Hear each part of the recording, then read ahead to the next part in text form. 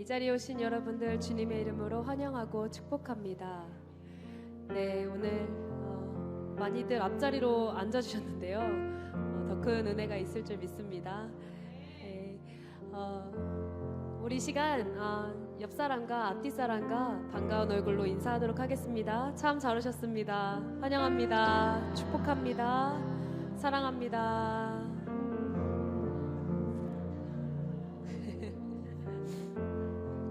네, 우리가 생각해보면 주님께서 우리에게 주신 것이 얼마나 많은지 참 그 은혜에 감사합니다. 오늘 이 시간 우리가 드릴 수 있는 가장 아름다운 목소리로, 가장 아름다운 몸짓으로 주님께 영광 올려드리기를 소망합니다. 우리 같이 찬양하겠습니다.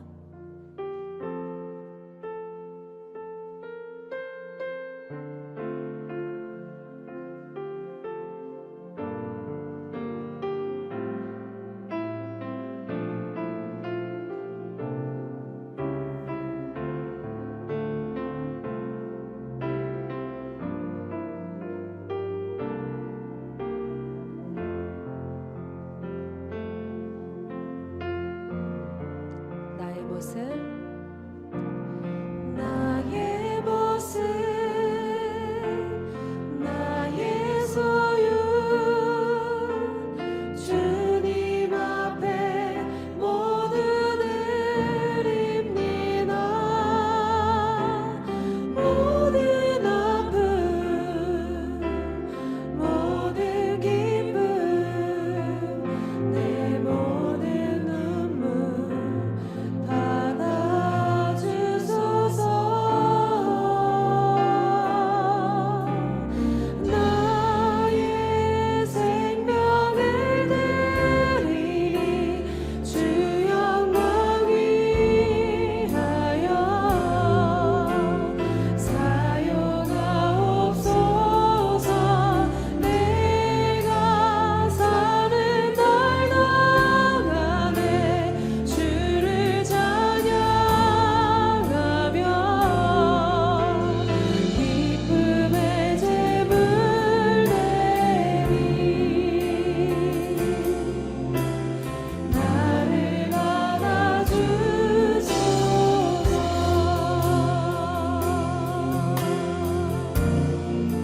나의 모습, 나의 모습, 나의 소유, 주님 앞에 모두 드립니다. 모든 아픔, 모든 기쁨, 내 모든 눈물 받아 주소서.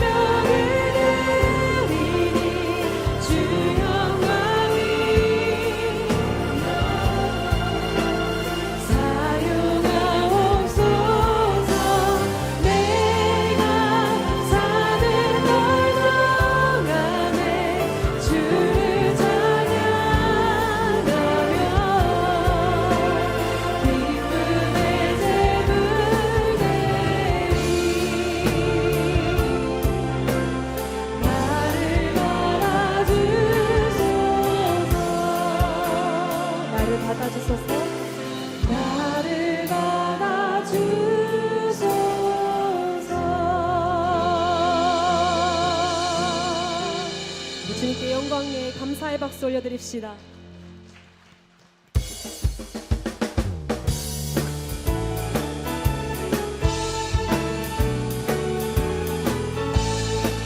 우리 서로를 축복하시면서 담장 너머로 뻗은 나무 가지에 푸른 열매처럼 하나님의 귀한 축복이 삶에 가득히 넘쳐날 거야. 너는 어떤 시련이 와도 능히 이겨낼 강한 발이 있어. 전능하신 하나님께서 너와 언제나 함께 하시니 너는 하나님의 사랑 아름다운 하나님의 사랑 나는 널 위해 기도하며 내 길을 축복할 거야. 너는 하나님의 선물 사랑스러운 하나님의 열매 주의 품에 꽃 피운 나무가 되어줘. 너는 담장 너머로 뻗은 나무 가지에 푸른 열매처럼 하나님의 귀한 축복이 삶에 가득히 넘쳐날 거야. 축복합니다. 너는 어떤 시련이 와도 능히 이겨낼 강한 발이 있어. 전능하신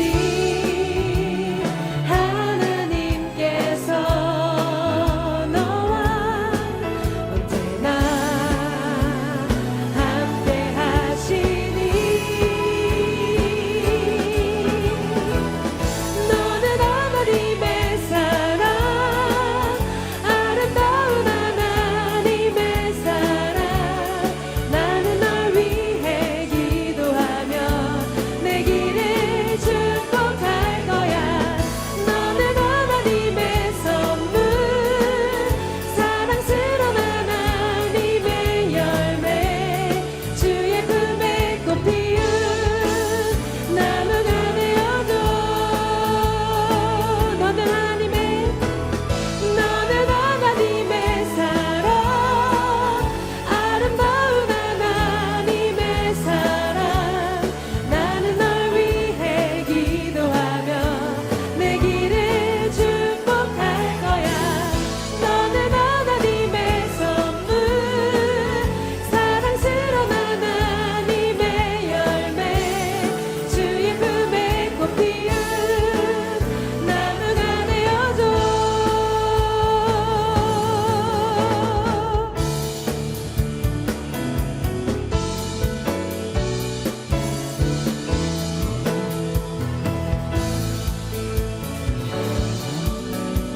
우리의 힘과 능력 되신 주님을 찬양합니다. 하늘 위에 주님밖에 내가 사모할 자 이 세상에 없네. 내 맘과 힘을 믿을 수 없네. 오직 한 가지 오직 한 가지 그 진리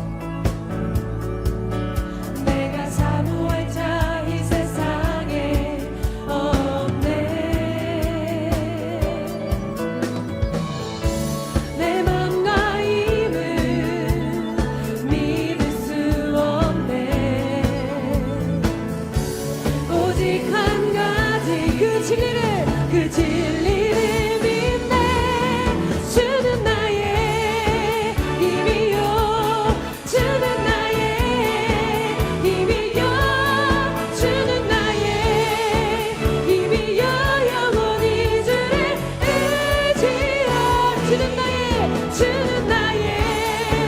힘이요 주는 나의 힘이요 주는 나의 힘이요 영원히 주를 의지하리 영원히 내 맘과 힘을 내 맘과 힘을 믿을 수 없네 오직 한 가지 그 진리를 주는 나의 힘이요 주는 나의 힘이요 주는 나의 힘이요 영원히 주를 주는 나의 힘이요 주는 나의 힘이요 주는 나의 힘이요 영원히 주를 의지하리 영원히 할렐루야 우리 주님께 영광의 박수 올려드립시다.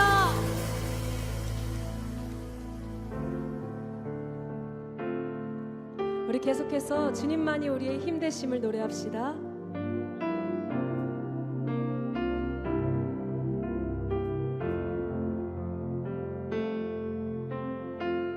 나 약해 있을 때도 나 약해 있을 때에도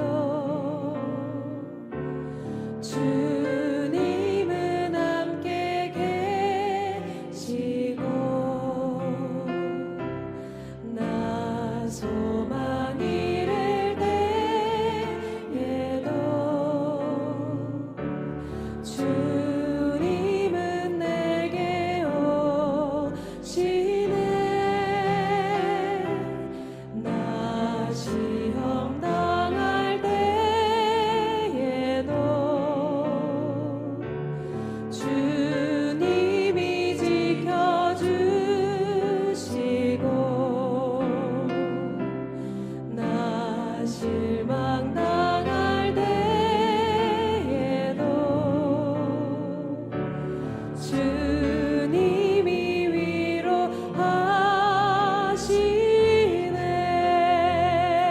위로하시네 주님만이 내 힘이시며 오 주님만이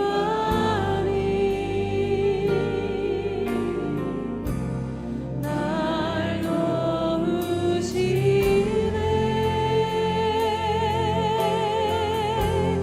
오 나의 주님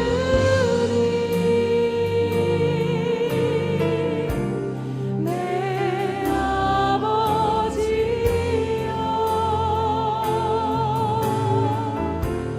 오 나의 주님 내 사랑이여 나 약해 있을 때도 나 약해 있을 때에도 주님은 함께 계시고 나 소망 잃을 때에도 주님은 내게 오시네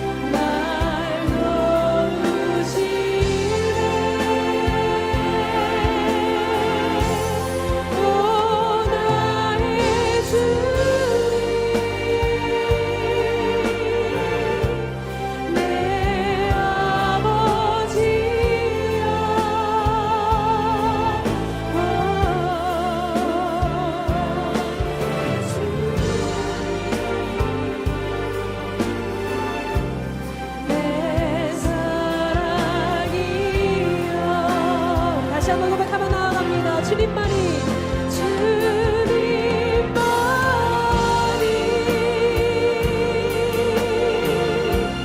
내 힘이시라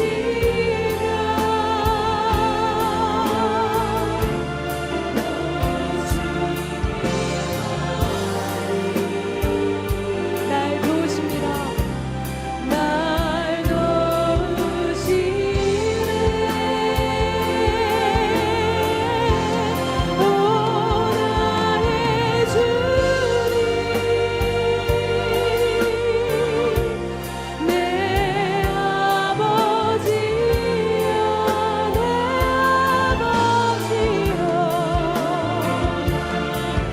주님 내 사랑이여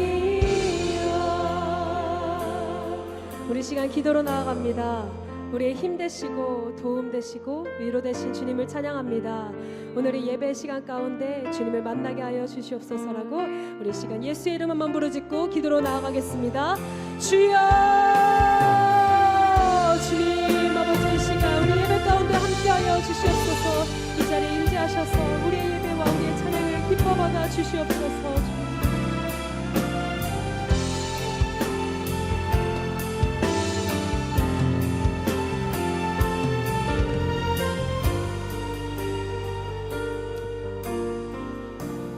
주님만이 나의 힘이 되시고 주님만이 나의 구원이 되시며 주님만이 나의 도움이 되시기에 우리가 주님 앞에 나와 하나님을 예배하오니 이 시간에 그 하나님의 이름에 합당한 영광을 올려드리게 하여 주시고 우리가 하나님의 하나님 되심을 선포하며 나아가는 가운데 우리가 예배를 통하여 찬양을 통하여 말씀을 통하여 새로워지는 역사가 있게 하여 주시옵소서.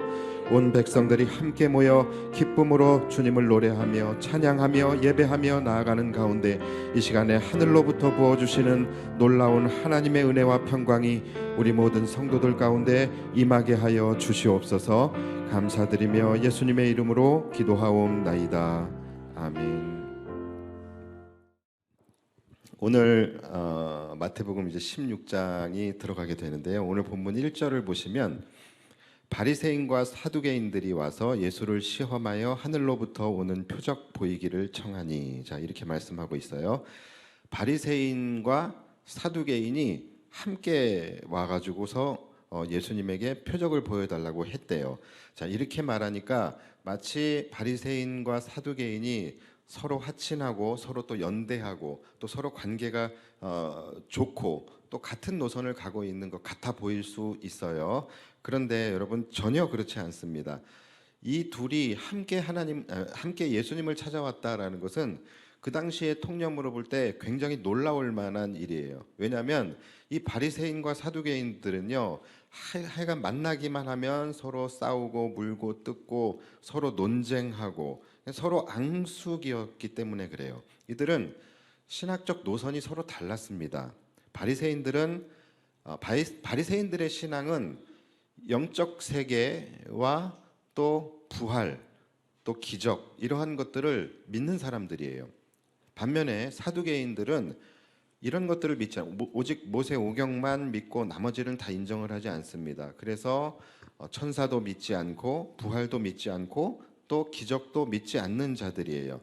그렇게 서로의 신학적 견해가 다르다 보니까 만나기만 하면은 서로 싸우고 자기들의 신앙이 더 좋은 신앙이다, 자기들이 더 율법을 잘 지킨다, 자기들이 하나님의 진정한 백성들이다라고 서로 그렇게 싸우고 논쟁하는 관계였습니다. 그러니까 바리새인과 사두개인 이 두 집단은요 결코 함께 하나가 될 수 없는 그런 관계예요. 그런데 오늘 보니까 둘이 하나가 되었어요. 하나가 되어서 예수님께 찾아온 것입니다.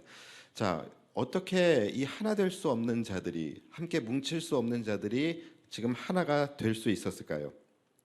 자, 그 이유는 바로 함께 제거해야 할 예수라는 공공의 적이 있기 때문이에요.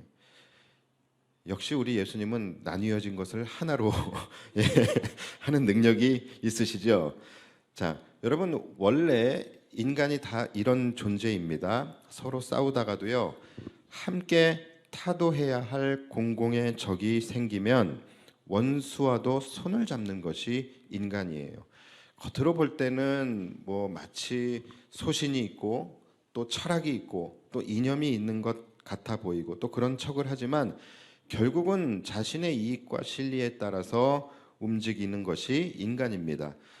어제의 적이 오늘의 동지가 되고 오늘의 동지가 내일의 적이 된다. 여러분, 이 말 굉장히 이상한 말이거든요. 이 말은 정상적인 말이 아니에요.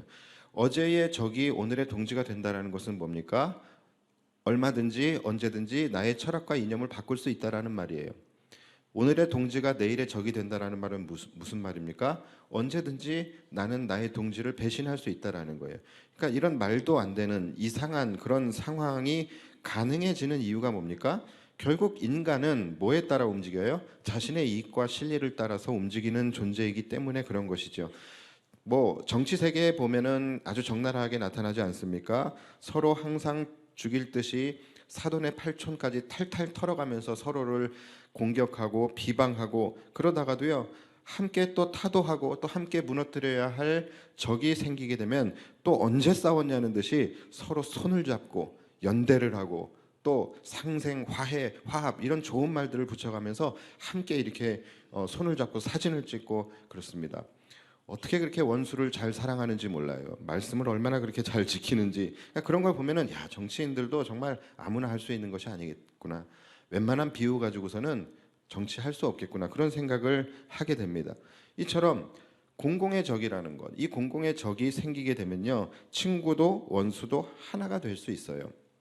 그런데 이것을 제일 많이 악용을 하는 사람들이 이제 악한 사람들이 이것을 많이 악용을 합니다. 그래서 의도적으로 공공의 적을 만드는 거예요. 공공의 적이 없으면 어떻게든 만들어서라도 함께 타도해야 할 대상을 만들어냅니다.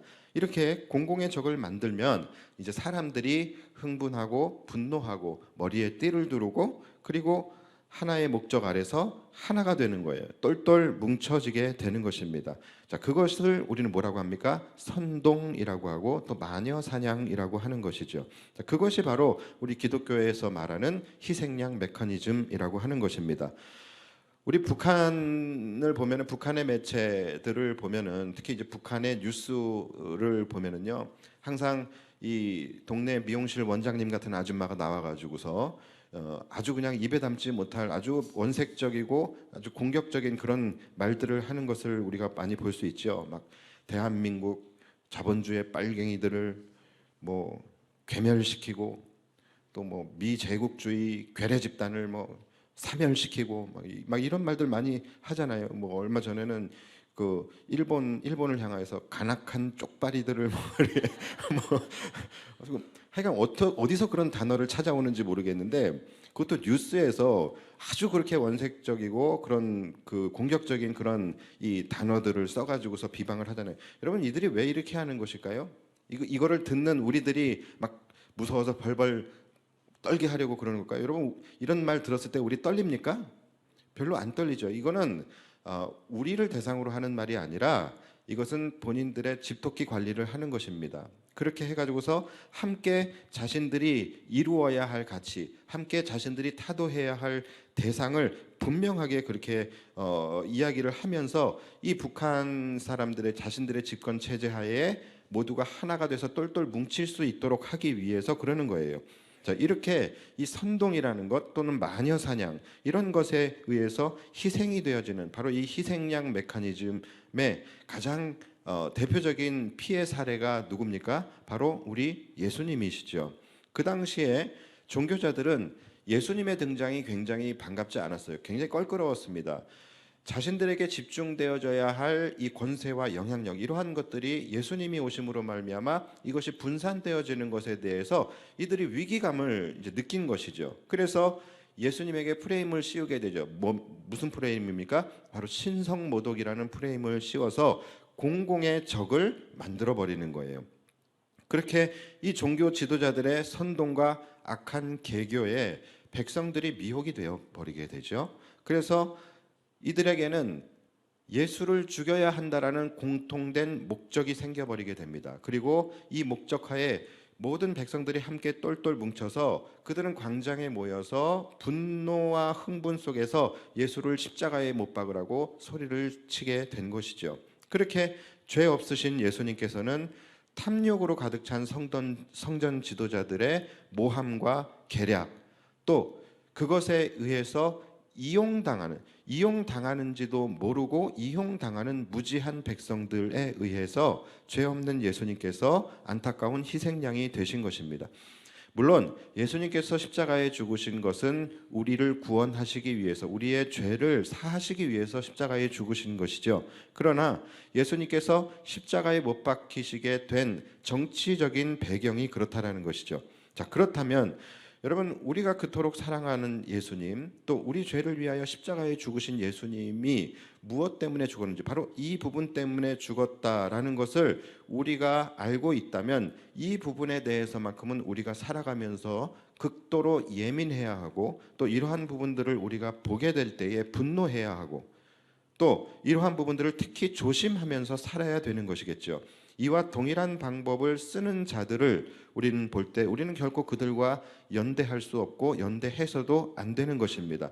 그러나 어쨌든 지금 이 시대에도 이와 같은 일들은 계속해서 일어나고 있다라는 것이죠. 바로 가짜 뉴스, 그리고 선동에 의해서 희생당하는 정치인들 또는 연예인들 또는 일반인들까지 얼마나 많은 사람들이 이러한 선동과 가짜 뉴스에 의해서 희생이 되어지고 있습니까? 사실 우리 교회들도, 우리 한국 기독교도 코로나 때에 공공의 적이 된 적이 있었죠. 그래서 많은 세상 사람들에게 지탄과 비판을 받은 적이 있습니다. 지금도 더하면 더했지 덜하지 않다라는 것이죠. 이 땅의 사람들은 자신의 세력을 키우기 위해, 또 자신의 공동체의 내실을, 결속을 다지기 위해서 끊임없이 공공의 적을 만들어내고 있다는 거예요. 그렇기 때문에 우리는 지금 분별할 수 있어야 됩니다. 지금은 거짓의 영이 득세하는 시대예요. 그래서 우리는 항상 이 분별력을 가지고 있어야 되는 거예요. 여러분, 돌다리도 두들겨가며 건너야 하는 거죠. 요즘 시대는 돌다리를 두들겨가며 걷는 것이 아니라 우리 듣는 것에 대해서 굉장히 조심히 받아들이고 조심히 그것을 믿을 수 있어야 된다는 거예요. 그래서 항상 팩트 체크를 먼저 해야 되는 거예요. 우리가 어떤 정보를 듣게 되고, 특히 누구에 대한 어떤 비방이나 폭로 이러한 것들을 들었을 때 무조건 그것을 덮어놓고 믿으시면 안 된다는 거예요.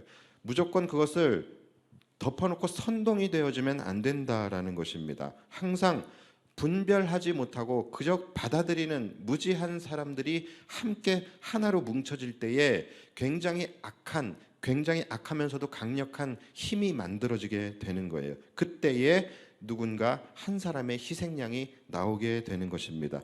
이런 일은요, 어느 집단이든 어느 공동체이든 심지어 교회 안에서도 이러한 일들은 일어나고 있습니다. 그리고 그 희생자는 언젠가는 내가 될 수도 있다라는 것입니다. 그래서 우리는 항상 조심하셔야 돼요. 그러니까 내가 직접 보고 내가 경험한 것이 아니면 말하지도 말고 듣지도 말아야 됩니다.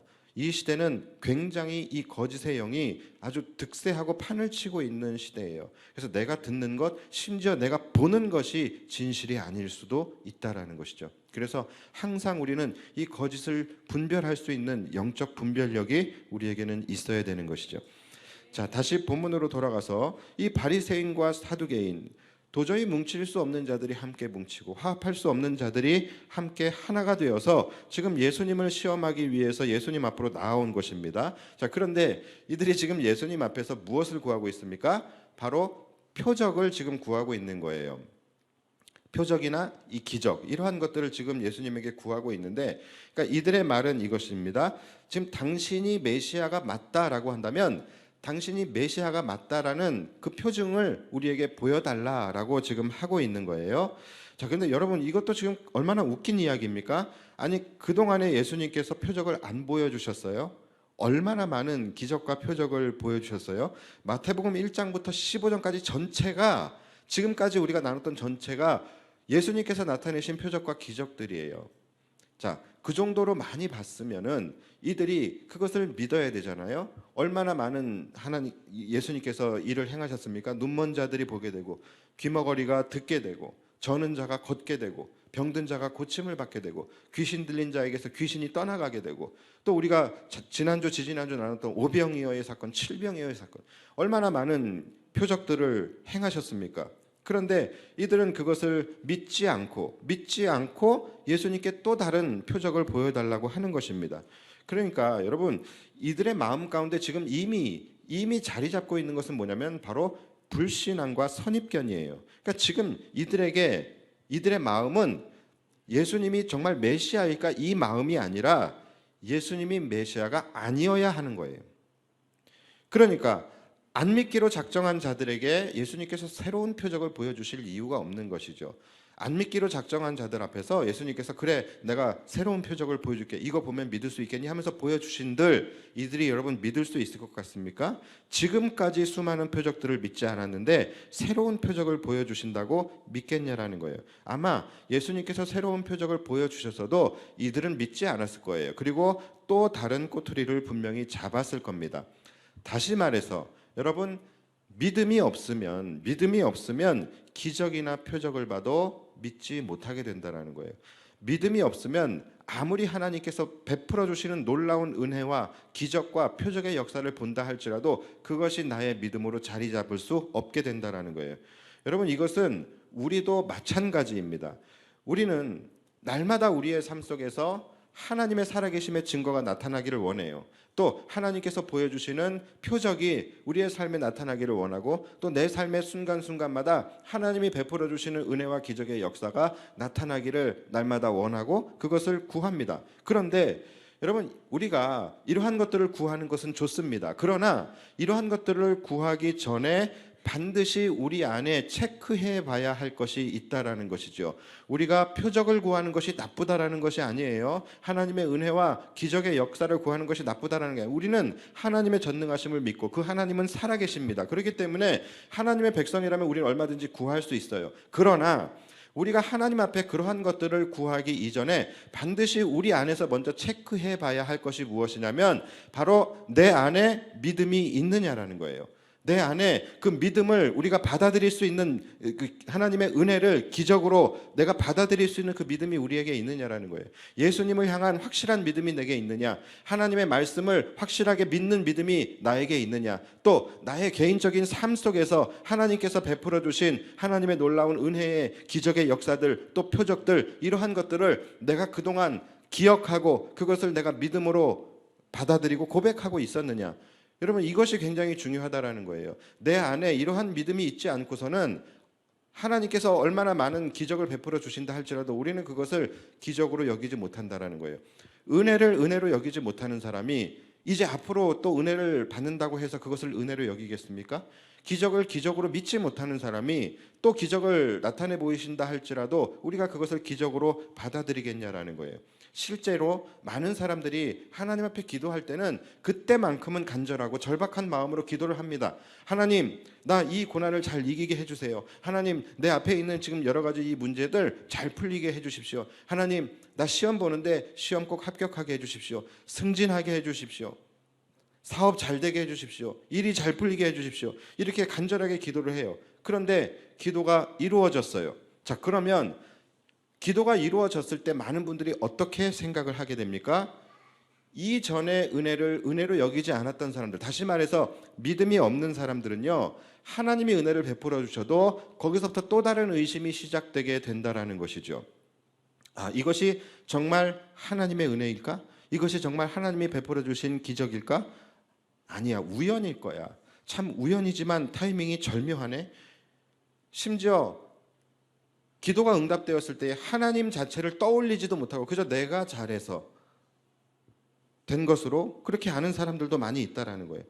이처럼 여러분 이미 베풀어 주신 은혜에 대해서 그것을 은혜로 여기지 못하고 그것을 믿음으로 고백하지 못하는 사람들은요, 앞으로의 은혜와 기적을 경험해도 믿지 않고 하나님의 은혜를 경험해도 그 삶은 변화되지 않는다라는 것입니다. 그래서 여러분 순서를 분명히 아셔야 되는 거예요. 순서를 분명히 아셔야 돼요. 믿음이 먼저고 그 다음이 은혜와 기적을 보는 것입니다. 다시 한번 말씀드릴게요. 항상 뭐가 먼저라고요? 믿음이 먼저이고 그 다음에 기적을 보는 거예요. 많은 분들이 이 순서를 바꾸잖아요. 여러분들도 순서를 바꾸지 않아요? 하나님 보여주십시오. 보여주시면 내가 믿겠습니다. 하나님 보여주십시오. 보여주시면 내가 그때부터 정말로 내가 열심히 믿겠습니다. 이런 기도 많이 하잖아요. 그런데 기독교 신앙은 그게 아니라니까요. 순서가 그게 아니에요. 우리는 보기 때문에 믿는 자들이 아니라 믿기 때문에 보는 자들이라는 것이죠. 여러분 이것을 분명히 아셔야 돼요. 기적을 보여주셨기 때문에 내가 믿을 수 있는 것이 아니라 내가 믿기 때문에 그 믿음으로 말미암아 하나님의 은혜도 보고 기적도 볼 수 있게 된다는 거예요. 근데 성도들이 자꾸 이 순서를 바꿔요. 이걸 자꾸 바꿔가지고 하나님, 내가 하나님 믿고 싶으니까 나에게 보여주십시오. 보여주시면 내가 믿겠습니다. 기적을 보여주십시오. 표적을 보여주십시오. 여러분 이런 기도는요 옳은 기도가 아닙니다. 기적을 보여주신다고 믿음이 생기는 것이 아니라는 거예요. 믿음이 없는데 기적을 경험하는 것은요 믿음으로 가게 되는 것이 아니라 또 다른 의심으로 갈 수밖에 없는 것입니다. 하나님이 하신 일인가? 그러고서는 에이 아니겠지. 참 그런데 타이밍이 참 절묘하네. 이러면서 나에게 찾아오신 하나님의 은혜의 신호를 이해하지 못하고 그것을 인식하지 못하고 그것을 외면하게 된다는 것이죠. 여러분 내가 정말로 믿음이 없어서 믿음을 구하고 싶다면 믿음을 구하세요. 믿음을 구하시면 되는 거예요. 믿음을 갖고 싶으면 믿음을 구해야지 왜 기적을 달라고 기도하는? 제가 이 얘기를 왜 하는지 모르겠어요. 믿음을 갖고 싶으면 믿음을 구하세요. 믿음을 구하시면 돼요. 왜 믿음을 갖고 싶은데 기적을 구합니까? 논리가 맞지 않잖아요. 그러니까 여러분 그런 기도하지 마시고 믿음 달라고 기도하십시오. 그래서 하나님이 믿음 주셔서 내게 믿음이 생기면 그때부터 보이지 않았던 것들이 보이게 되는 것이고 들리지 않았던 것들이 들리게 되는 것이고 깨닫지 못했던 것들이 깨달아지게 되는 것이고 경험하지 못했던 것들이 그런 놀라운 기적을 경험할 수 있게 된다는 것입니다. 오늘 예수님께 표적을 보여달라고 하는 자들에게 예수님께서 뭐라고 말씀을 하시냐면 오늘 본문 2절과 3절을 보시면 예수께서 대답하여 이르시되 너희가 저녁에 하늘이 붉으면 날이 좋겠다 하고 아침에 하늘이 붉고 흐리면 오늘은 날이 굳겠다고 하나니 너희가 날씨는 분별할 줄 알면서 시대의 표적은 분별할 수 없느냐 이렇게 말씀을 하세요. 자, 그렇죠.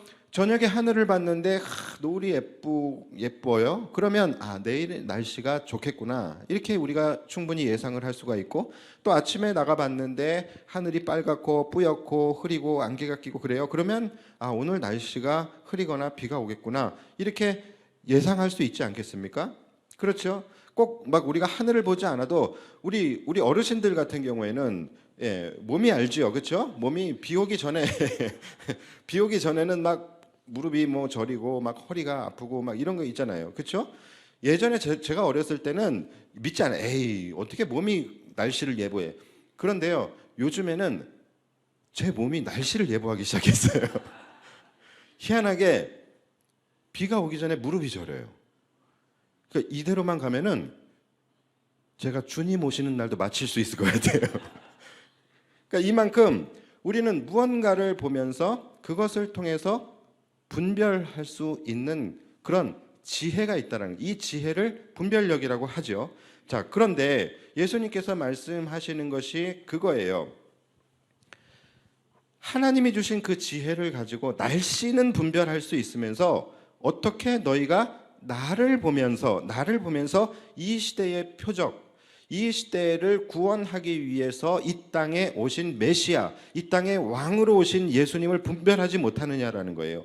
너희들이 어떻게 내가 베푼 그 수많은 기적들을 보면서도 이 세상을 구원하기 위해서 독생자 아들을 보내신 그 하나님의 구원의 계획과 그 구원의 징표 이것들을 왜 너희들은 그것을 보지 못하고 분별하지 못하느냐라고 말씀을 하시는 거예요. 다시 말해서 지금 너희의 눈앞에 보이는 예수님 그 자체가 표적이시고 예수님이 구원의 실체이시다라는 것을 말씀하고 계시는 거예요. 그 예수님이 나타내셨던 모든 기적과 표적들 하나하나가 그것들이 다 하나님의 표적인데 진짜 표적을 분별하지 못하고 진짜 실체를 분별하지 못하고 왜 다른 표적들을 구하고 있느냐라고 말씀을 하고 계시는 것입니다. 여러분 이것은 주님께서 우리에게 하시는 말씀으로 들어야 합니다. 여러분, 무엇을 구하며 살아가고 있습니까? 헛된 것을 구하고 엉뚱한 것을 구하고 살아가지 마십시오. 우리는 우리의 표적은 예수 그리스도예요. 예수 그리스도께서 우리를 위하여 십자가를 지신 그 피 묻은 십자가입니다. 우리의 표적은 오직 그거예요. 그런데 우리는 예수님을 표적으로 여기는 것이 아니라 예수님이 주시는 무언가, 예수님이 행하시는 무언가, 예수님이 우리를 위하여 뭔가를 베풀어 주시는 그 무언가, 그것이 우리의 표적이라고 생각을 한단 말이죠. 여러분, 그것이 아닙니다. 우리의 표적은 예수님 그 자체이고 우리의 구원의 실체는 예수님 그 자체라는 것을 여러분 꼭 기억하셔야 됩니다. 그러니까 많은 사람들이 예수님을 표적으로 삼지 못하고 뭔가 신비한 것을 쫓는 거예요. 신비한 기적이나 신비한 은사나 이러한 것들을 경험하면 나의 믿음이 막 좀 더 자라나고 나의 믿음이 좀 더 굳건해질 것 같지요. 여러분, 전혀 그렇지 않습니다. 뭐 무슨 집회 같은 데 가면은 막 쓰러지고 막 신유와 축사, 이러한 은사, 이러한 것들을 경험하면 우리의 믿음이 막 더 강건해질 것 같지요. 여러분, 전혀 그렇지 않다라니까요. 우리의 표적은 오직 말씀이 육신이 되어서 이 땅에 오신 예수 그리스도 외에는 없습니다.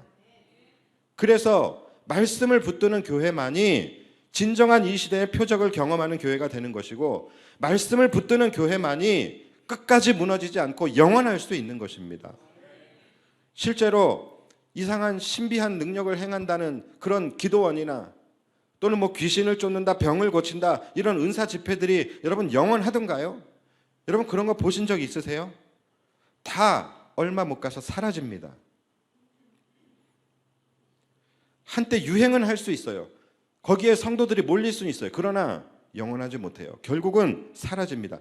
예전에 우리가 저쪽 교회에 있을 때에 문정동에 어떤 한 허름한 그 건물의 지하에서 사람들이 밤 늦은 시간이었는데 거기서 사람들이 나오는데 막 끝도 없이 나오는 거예요. 그런데 나오는데 다 한 손에 성경책을 들고 나와요. 그래서 제가 저기 교회구나. 그래서 이렇게 봤더니 무슨 뭐 잘 다 기억은 안 나는데 무슨 구국 기도원이라고 써 있어요. 그런데 거기서 그렇게 사람이 끝도 없이 나오는 거예요. 한 1분 동안 한 1초 동안 제가 조금 부러웠어요. 왜냐하면 우리는 전도를 그렇게 열심히 하는데 우리는 세 가족 한 사람 모으는 게 이렇게 힘든데, 와, 저기서는 어떻게 이 늦은 시간에 잠 안 자고 저 안에서 저렇게 사람들이 끝도 없이 나오나. 알고 봤더니 그 안에서 무슨 신유 이렇게 집회 같은 거를 했었는 모양이에요. 그런데 지금 사라졌습니다. 없어요. 영원하지 않다니까요. 여러분, 예전에 막 이렇게 믿는 사람들 사이에서 떠들썩했던 그 병 고치는 그 할렐루야 기도원, 또 귀신을 쫓는다는 무슨 기도원, 여러분 지금 다 어디 갔습니까? 다 사라지고 없다니까요. 하나님의 말씀만이 영원한 것입니다. 풀은 마르고 꽃은 시들어도 하나님의 말씀만이 영원하다라는 것을 여러분 믿으셔야 됩니다. 그러니까 우리는 하나님의 말씀 외에는 다른 표적이 필요하지 않다라는 거예요. 하나님 말씀 안에 모든 것이 다 있습니다. 말씀 속에 우리가 하나님을 알 만한 모든 지식들이 다 들어가 있고, 말씀 속에 우리가 살면서 어떻게 처신해야 하는지에 대한 모든 처세가 다 하나님의 말씀 속에 다 나타나 있고, 우리가 이 땅을 살아가면서 어떻게 축복을 받고 은혜 가운데 살아갈 수 있는 것인가에 대한 모든 방법들, 그 모든 것들 다 성경 안에 있습니다. 또 우리가 미래에 대해서도 앞으로 일어나게 될 수많은 징조들과 또 앞으로 우리가 마주하게 되고 경험하게 될 하나님의 심판과 구원의 계획, 그 역사, 그 모든 것들이 다 하나님의 말씀 안에 들어있다라니까요. 그 외에는 우리가 필요한 것이 없다라니까요. 그러니까 여러분 분명히 아셔야 됩니다. 우리에게 필요한 표적, 우리에게 중요한 표적은 바로 예수 그리스도, 그리고 하나님의 말씀이 육신이 되어 이 땅에 오신 예수 그리스도 외에는 다른 표적이 우리가 필요 없다라는 것입니다. 여러분을 구원하는 것은 병고침이나 어떤 신비한 체험이 아니라 그리스도의 피 묻은 십자가라는 것을 믿으시기 바랍니다.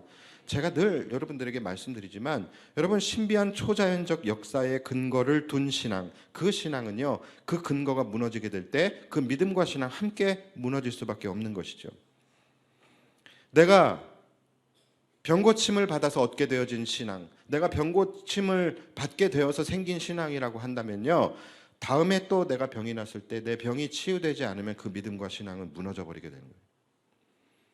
내 신앙이 무엇에 근거한 것인지를 여러분들이 생각해 보셔야 돼요. 내 신앙이 이 삶의 축복과 영달과 형통 이러한 것에 근거한 신앙이라고 한다면 내가 살아가다 고난을 만날 때 내 믿음이 무너져 버리게 되는 거예요. 그래서 여러분 우리의 신앙은 결코 무너지지 않는 영원한 것이 우리 믿음의 근거가 돼야 되는 거예요. 그렇다라고 한다면 영원히 무너지지 않는 것은 뭡니까? 뭐예요? 바로 영원히 1.1획도 변하지 않는 하나님의 말씀밖에 없는 것입니다. 하나님의 말씀에 근거한 신앙은요, 하나님의 말씀이 사라지지 않는 한 우리의 믿음은 절대로 흔들리지 않을 수 있게 되는 거예요. 그러므로 여러분 우리의 신앙은 무조건 하나님의 말씀에 근거하시고 또 하나님의 말씀에 의존된 신앙이어야 되는 것입니다. 여러분의 믿음이 또 여러분들의 신앙이 죽는 그날까지 지켜지기를 원하신다면 지금 내 신앙이 어떤지, 지금 내 믿음이 어떤지 물론 중요합니다. 그런데 여러분 더 중요한 것이 뭔지 아십니까? 내가 죽는 그 순간에 내 믿음이 지켜지고 있는가? 그게 더 중요한 거예요. 그게 100배는 중요합니다. 지금 믿음이 아무리 좋아도요, 젊었을 때 하나님 잘 믿다가 나중에 연세가 드셔서 믿음을 잃어버리는 경우를 굉장히 많이 봐요. 얼마나 안타까운지 모릅니다.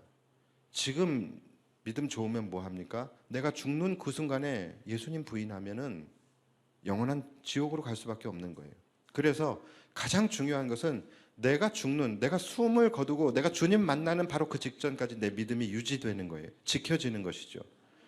그러니까 그 전에는 어떠한 이슈도 일어나면 안 되는 거예요. 내 신앙이, 내 믿음이 흔들리면 안 된다는 거예요. 끝까지 그 믿음이 지켜지기 위해서는 끝까지 흔들리지 않고 끝까지 지켜지는 것이 내 믿음의 근거가 되어야 된다는 것이죠. 그것은 하나님의 말씀밖에 없다라는 거예요. 그래서 말씀에 근거한 신앙만이 끝까지 구원에 이룰 수 있는 것입니다. 다른 데 기웃거리지 마시고 오직 하나님의 말씀만 끝까지 붙드시기를 주님의 이름으로 축복합니다. 말씀 정리하겠습니다. 이들의 요청에 예수님께서 바리새인들과 사두개인들에게 뭐라고 말씀을 하십니까? 4절 보시면 악하고 음란한 세대가 표적을 구하나 요나의 표적밖에는 보여줄 표적이 없느니라 하시고 그들을 떠나가시니라. 자, 요나의 표적이 뭡니까? 여러분 잘 아시는 요나의 이야기입니다. 요나가 바다에 던지워지게 되고 바다 깊은 곳에서 큰 물고기에게 잡혀서 그곳에서 3일 동안 물고기 뱃속에 있다가 다시 살아나게 돼서 니느웨 사람들에게 구원을 선포한 이야기예요. 자, 이 이야기가 왜 예수님이 이 표적 외에는 다른 것을 보여줄 수 없다라고 말씀하셨겠습니까? 바로 이 요나의 이야기가 요나의 이야기이기도 하지만 바로 무엇을 나타내고 무엇을 예표하는 사건입니까? 바로 십자가의 사건이에요. 예수님께서 십자가에 달려 죽으시고 3일 동안 땅 깊은 그 음부에까지 내려가셨다가 부활하셔서 온 인류의 구원자가 되신 그 구원의 십자가 구원의 사건, 이 역사, 이것을 예표하는 사건이죠. 그러니까 이 십자가만이 예수님께서 보이실 수 있는 표적이고 이것 외에는 너희에게 보일 표적이 없다라고 말씀을 하시는 거예요. 다시 말해서 내가 바로 그 표적이고 내가 바로 그 구원의 실체이다라는 것을 말씀하고 계시는 것입니다. 그런데 너희가 왜 지금 실체를 눈앞에 두고서도 표적을 구하고 있느냐라는 거예요. 여러분 기억하십시오. 우리의 표적은 예수 그리스도의 십자가일 뿐입니다. 다른 기적이나 표적이 우리의 믿음을 더 강건하게 하거나 우리의 믿음을 지켜주지 못하는 거예요. 오직 하나님의 말씀만이, 오직 하나님의 말씀만이 여러분들의 믿음을 지켜줄 것이고 여러분들이 살아가는 그 인생의 여정 가운데 여러분들을 이끌어 가실 것입니다. 꼭 믿으셔야 돼요. 그래서 오직 말씀, 오직 예수, 여러분 이것만 붙들고 이 땅을 살아감으로 말미암아 천국 가는 그날까지 여러분들의 믿음을 잘 지켜내시기를 바라고, 그래서 영원한 하늘나라 본향에서 영원히 살아가실 수 있는 저와 여러분들이 되시기를 주님의 이름으로 축복합니다. 기도하겠습니다.